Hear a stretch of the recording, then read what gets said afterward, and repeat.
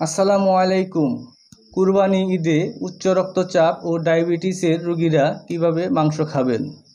কুরবানির সময় মাংস খাওয়া সাধারণত প্রচুর পরিমাণে হয়ে থাকে, আর সেই মাংস বেশিরভাগ সময় গরু এবং খাসির হয়, যা উচ্চ মাত্রায় চর্বি ও ক্যালোরিযুক্ত। উচ্চ রক্তচাপ ও ডায়াবেটিসের রোগীদের জন্য এটি ঝুঁকিপূর্ণ হতে পারে যদি সঠিকভাবে খাওয়া না হয়। আসুন জেনে নেই কিভাবে ঝুঁকিমুক্তভাবে কুরবানির মাংস খাওয়া যায়। রান্না করার আগে চর্বি বা সাদা অংশ ভালোভাবে কেটে ফেলুন। চর্বিযুক্ত টুকরোগুলো এড়িয়ে চলুন। সঠিকভাবে রান্নার পদ্ধতি অনুসরণ করুন।